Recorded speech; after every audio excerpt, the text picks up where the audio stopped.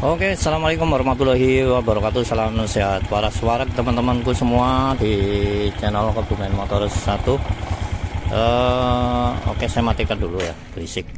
Oke, kali ini saya akan bahas troubleshooting yang terjadi di motor smash yang sering terjadi atau sering bermasalah di motor smash ini ya teman-teman ya. Kita harus paham dulu bahwa motor ini adalah tahun di bawah 2010 teman-teman. Ketika kita melihat tahunnya, tentunya kita sudah bisa menebak lah ya. Jadi emang banyak part yang mesti diganti baru,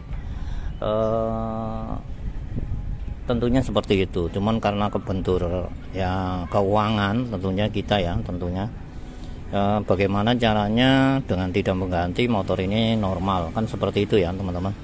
Oke, kita mulai dulu ya. Penyakit yang terjadi biasanya yang terjadi motor ini adalah lembab. Ketika digas dia nggak respon. Lampunya juga nggak nyala. Yang sering terjadi tadi saya ulang lagi, maaf ya, itu lembab. Suaranya tuh deg gitu. Lembab. Kalau lembab bisa terjadi karena bisa juga teman-teman yang sering terjadi itu ini filter ya. Jadi filter yang mampet itu bisa, terus bensin ini tercampur dengan sedikit air ya, itu bisa menyebabkan masalah lembab ya teman-teman. Terus juga settingan klep ya teman-teman. Jadi settingan klep itu menyebabkan suara lembab dan digas agak sedikit berat ya teman-teman, seperti itu. Terus di pilot jetnya dia lubangnya terlalu besar. Jika lubangnya terlalu besar di pilot jetnya atau main jetnya, tentu motor ini akan lembab dan akan ya pokoknya lembab, nggak enak didengar, bleb-bleb.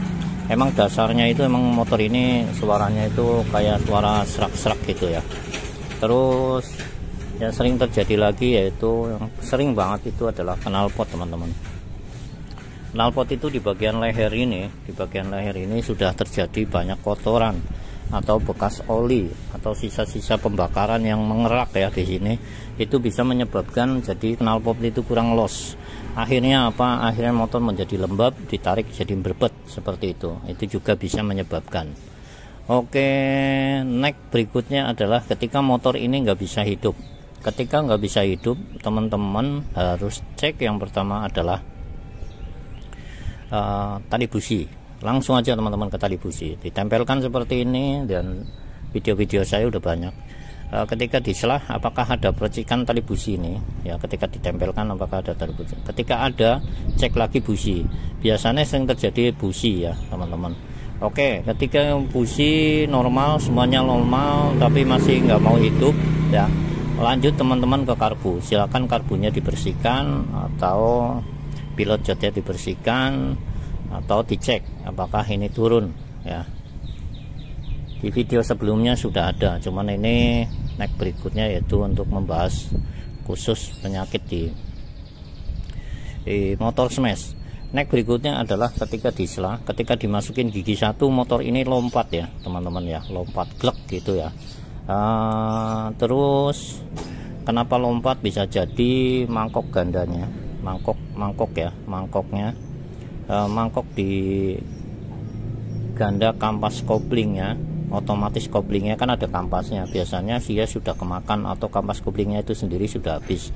Itu bisa menyebabkan lompat ya, atau ngaget seperti itu. Next berikutnya adalah ketika digas itu motor ini nggak mau lari. Nah itu bisa juga kampas koplingnya sudah tipis ya teman-teman, kampas kopling sudah tipis, itu bisa menyebabkan motor itu nggak mau lari ya teman-teman. Oke teman-teman, perhatikan yang harus diperhatikan di motor smash ini yaitu di servis, di setting klep ya, setting klep, ganti busi teman-teman. Nah, terus ini nggak boleh kendor, jadi yang isepan, bagian isep ini nggak boleh kendor. Terus ini juga dicek ketika dibuka, ini ngucur terus bensinnya. Nah, harusnya nggak ngucur ya, kalau sistem vakum gini ketika dibuka yang ini dia nggak ngucur. Ketika ngucur bermasalah, silakan teman-teman ganti. Nah, kalau misalkan nggak ganti nggak apa-apa bang, nggak apa-apa teman-teman, nggak ganti nggak apa-apa. Tapi resikonya nanti ketika diselah atau dipakai motor akan berbet, akan lebih lembab dan juga kadang mati sendiri teman-teman. Ketika mati sendiri nanti di sela-sela lama-lama hidup lagi. Itu penyakitnya bisa juga dari sini teman-teman. Oke, semuanya udah. Oh ya, bunyi kemelatak ya, misalnya klak-klak atau ngasep ya. Kalau ngasep biasanya terjadi di blok seher sini teman-teman. Di blok seher ini dia namanya motor smash sudah lama, tahun lama, itu bisa juga terjadi. Kalau bunyi itu bisa juga seher ya, sehernya udah kemakan jadi bentur tak tak tak tak seperti itu, bisa menyebabkan seperti itu. Terus sering juga terjadi juga noken asnya sudah habis ya di sini. Noken asnya udah kemakan pelatuk biasanya. Kenapa penyebabnya? Biasanya oli nggak mau naik ke atas. Yang normal ini olinya ngucur ya. Jadi ketika motor hidup ini dibuka tutup klepnya, dia akan ngucur kenceng seperti ini nih bekasnya. Itu normal. Oke, next berikutnya suara berisik sudah. Ketang juga bisa ya, menyebabkan suara berisik juga bisa. Terus ini filter ya teman-teman. Filter ini kalau misalkan motor smash ini diganti yang baru, itu kadang-kadang ada yang nggak mau teman-teman. Kenapa nggak mau bang? Biasanya dari ini, dari karburator ya, dari karburator yang sudah mulai bermasalah, dia menyebabkan isepan ini harusnya lega gitu. Jadi ketika ganti baru, dia tarikannya agak berat, dia akan lembab dan akan berbet, dan juga tarikan gasnya nggak spontan. Gimana bang cara mengatasinya? Cara mengatasinya adalah filternya itu dilubangin pakai obeng, plak, lubangin aja 3 titik atau 10 titik nggak apa-apa. Nanti motor akan normal lagi. Tinggal teman-teman tinggal setting ini angin. Oke ya, itu yang sering terjadi. Oh ya, motor ini saya bahas ini, motor ini menganut kelistrikan DC ya. Motor smash ini penganut kelistrikan DC, di mana kelistrikan DC itu suplai daripada CDI ya, suplai plus daripada CDI ini teman, dia masuk dulu ke sini, masuk dulu ke dari sepul, masuk ke kiprok ya. Setelah kiprok dia sudah berubah DC, baru dia akan masuk ke kontak. Setelah ke kontak dia akan masuk ke sini teman-teman. Nah, ini DC ya teman-teman, kelistrikan DC. Mungkin teman-teman di sini banyak yang salah memahami ya. Jadi ketika bang ini motor ini DC apa, maksudnya itu lampunya ya. Jadi teman-teman pada lampunya ini, teman-teman yang dimaksud ini yang saya paham itu seringnya dikiranya lampunya. Jadi maksudnya gini teman-teman, kalau lampunya itu mudah menganut DC dari pabrikan, ketika kunci di kontak on, dia akan nyala, lampu LED-nya akan nyala. Nah, ketika lampu LED-nya nyala, dia pasti akan namanya DC, kelistrikan DC ya teman-teman, seperti itu ya. Monggo. Nah, di sini teman-teman, jadi ini kelistrikan DC itu di bagian pengapiannya teman-teman ya. Saya jelaskan lagi, di bagian pengapiannya, bukan di bagian lampunya teman-teman.